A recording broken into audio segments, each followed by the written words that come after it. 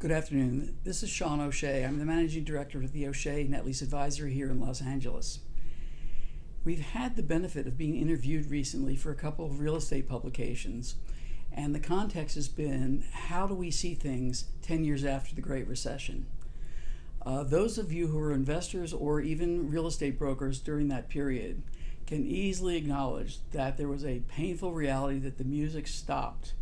And shortly thereafter, we found that many corporate tenants were being forced to reconsider their expansion plans. Many people simply could not secure debt during that period. A lot of the CMBS debt was frozen in place. And so here we are 10 years later. And it's sort of interesting when you consider the role of the Fed and how the Fed policies have essentially subsidized the real estate business in the last 10 years with historically low interest rates that have fueled tremendous upsurge in valuation. We were in a conversation recently with a client who said, Sean, we were standing at a location south of Dallas, and he said, well, what do you think about this property that we're about to buy? And it was a property that matched up with their 1031 exchange. It was at the highest available cap rate in the country. It had a full corporate guarantee, and it had annual increases, so it met the criteria of the client.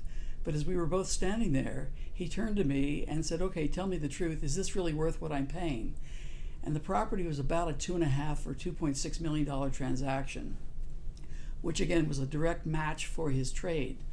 But as I stood there, and my mind was racing, and I thought, gee, this is interesting. A few short years ago, this very same property would have traded for something in the range of $1.8 million, maybe $1.9 million on the best day of its life.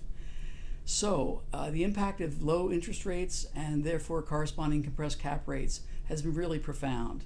And what's clearly going on right now with the interest rates beginning to climb up, we're going to see an adjustment in cap rates. So if you're a seller, you may want to consider exactly where you're positioned in the marketplace and negotiate from strength and a sense of reality about the rates moving northward.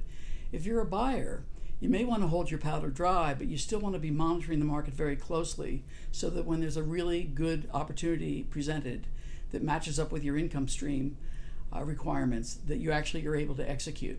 So this is what we do to try to educate our client base, whether a buyer or a seller. Thank you.